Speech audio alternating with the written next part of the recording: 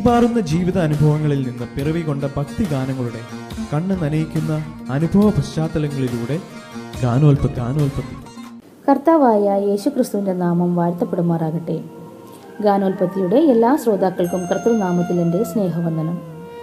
ഇന്നത്തെ ചിന്തയ്ക്കായി തിരഞ്ഞെടുത്തിരിക്കുന്ന ഗാനം സമയമാം രഥത്തിൽ ഞാൻ സ്വർഗയാത്ര ചെയ്യുന്നു എന്ന ഗാന പശ്ചാത്തലത്തെക്കുറിച്ചാണ്. സമയമാം രഥത്തിൽ ഞാൻ സ്വർഗയാത്ര ചെയ്യുന്നു, എൻ സ്വദേശം കാൺമതിനായി ബദ്ധപ്പെട്ടോടിടുന്നു, എൻ സ്വദേശം കാൺമതിനായി ബദ്ധപ്പെട്ടോടിടുന്നു. സമയമാം രഥത്തിൽ ഞാൻ സ്വർഗയാത്ര ചെയ്യുന്നു, എൻ സ്വദേശം കാൺമതിനായി ബദ്ധപ്പെട്ടോടിടുന്നു, എൻ സ്വദേശം കാൺമതിനായി ബദ്ധപ്പെട്ടോടിടുന്നു. ഈ ഗാനത്തിന്റെ രചയിതാവ് വോൾബ്രിച്ച് നാഗലാണ്. ആരാണ് ഈ നാഗൽ? 25-ാം വയസ്സിൽ സുവിശേഷ ദൗത്യവുമായി ജർമ്മനിയിൽ നിന്നും മലബാറിലെത്തിയ ഒരു മിഷണറിയാണ്. അതീവ തീഷ്ണതയോടെ പ്രവർത്തിച്ചു വന്ന നാഗൽ സാഹിബിന് സ്വർഗനാടിനെക്കുറിച്ച് ചിന്തിക്കാനും പഠിക്കാനും അവസരം ലഭിച്ചു. ആ പഠനം തന്നെ അതീവ പ്രത്യാശയുള്ളവനാക്കി തീർത്തു. പല വിധത്തിൽ ഉപമിക്കപ്പെട്ടിട്ടുള്ള വിഷയമാണ് സമയം.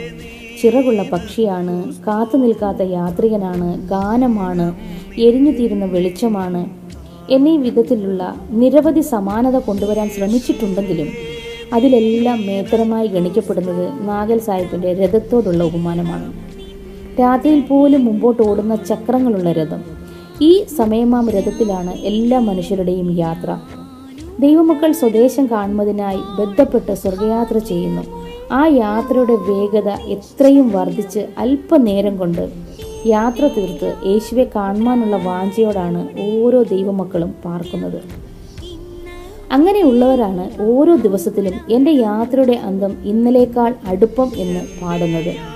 സ്ഥലം ആ മഹാവിശേഷം എന്ന് താൻ ഗ്രഹിക്കുകയും നിത്യമായൊരു വാസസ്ഥലമാണ് സ്വർഗത്തിൽ ലഭിക്കാൻ പോകുന്നതെന്നും ദൈവപരദീസയിലുള്ള ജീവവൃക്ഷത്തിന്റെ ഫലത്തെക്കുറിച്ചും വെളിപാട് പുസ്തകത്തിൽ നിന്നും ഉറപ്പായി അറിഞ്ഞതോടെ വേഗം യാത്ര തീർത്ത് ബന്ധപ്പെട്ട് സ്വദേശവും ആ ദേശം സ്വന്തമാക്കി യേശുവിനെയും കാണണമെന്നാഗ്രഹിച്ച് പ്രത്യാശയിൽ നിറഞ്ഞപ്പോഴാണ് ഈ ഗാനം രചിക്കപ്പെട്ടത്. ആയതിൽ തൻ്റെതായ അനുഭവങ്ങൾ കോർത്തിണക്കിക്കൊണ്ടാണ് ഭാരങ്ങൾ കൂടുന്നതിന് ഒന്നും വേണ്ട യാത്രയിൽ അല്പം അപ്പം വിശപ്പിനും സ്വൽപ്പം വെള്ളം ദാഹിക്കിൽ എന്ന വരികൾ താൻ എഴുതിയത്. ദാരിദ്ര്യത്തിന്റെ ദുഃഖസ്വാദ് നല്ലവണ്ണം അനുഭവിച്ചറിഞ്ഞതിനാൽ മാറി ധരിപ്പാൻ ഉടുപ്പില്ലാത്തതിനാൽ ഇരവൽ വാങ്ങി ഉടുത്തിട്ടുണ്ട്. മുളക് കടിച്ച് കഞ്ഞി കുടിച്ച സന്ദർഭങ്ങളും ഏറെയുണ്ട്. കൂലി കൊടുക്കാൻ കാശില്ലാത്തതിനാൽ വീട് കെട്ടുവാനുള്ള മുളയും മറ്റും സ്വന്തം ചുമലിൽ വഹിച്ചുകൊണ്ടു പോവുകയും സ്വന്തം കൈകൊണ്ട് മണ്ണ് കുഴച്ച് സാധുക്കൾക്ക് വീടുണ്ടാക്കി കൊടുക്കുകയും ചെയ്തിട്ടുണ്ട്. ഈ വിധ സ്മരണകളെല്ലാം തന്നിൽ ഓടിക്കൂടിയപ്പോഴാണ് ഈ വരികൾ എഴുതി പുതുശക്തി ഉൾക്കൊണ്ടത്. എന്നാൽ ഇതിന്റെ മൂലഭാഷയായ മലയാളത്തിൽ ഈ ഗാനം ആലപിക്കാൻ ധൈര്യമുള്ളവർ തീരെ കുറവാണെന്ന് പറയേണ്ടിയിരിക്കുന്നു. കാരണം അധികമായും ശവസംസ്കാര ശുശ്രൂഷ വേളയിലും മരണവീടുകളിലും മാത്രം പാടുന്ന ഒരു ഗാനമായി ഇതിനെ നാം ചുരുക്കിയിരിക്കുന്നു. എന്നാൽ ഇതിലെ ഓരോ വരിയുടെയും അർത്ഥം മനസ്സിലാക്കി പാടുന്ന ഏതൊരു വിശ്വാസിക്കും തികച്ചും പ്രത്യാശയുടെ ഗാനമാണിത്. അതിനാൽ കർത്താവിൽ പ്രിയരെ, നമ്മുടെ ഭൂമിയിലെ യാത്ര തീരുവാൻ അല്പനേരം മാത്രമേ ഉള്ളൂ എന്നും അതിൻ്റെ അന്ത്യത്തിൽ ഒരു വിശ്വാസിക്ക് ലഭിക്കുന്നത് എന്താണെന്നും മനസ്സിലാക്കിക്കൊണ്ട് വിശ്വാസത്തോടെ നമ്മുടെ യാത്ര തുടരാം. ദൈവനാമം വാഴ്ത്തപ്പെടുമാറാകട്ടെ. ആമേൻ. ഭാരങ്ങൾ കൂടുന്നതിന് ഒന്നും വേണ്ട യാത്രയിൽ, അല്പമപ്പം വിശപ്പിനും സ്വൽപ്പ വെള്ളം ദാഹിക്കിൽ. അല്പമപ്പം വിശപ്പിനും സ്വൽപ്പവെള്ളം ദാഹിക്കിൽ. സ്ഥലം മഹാവിശേഷം ഫലമെത്ര മധുരം. വേണ്ട വേണ്ട ഭൂപ്രദേശം അല്ല എൻ്റെ പാർപ്പിടം. വേണ്ട വേണ്ട ഭൂപ്രദേശം അല്ല എൻ്റെ പാർപ്പിടം.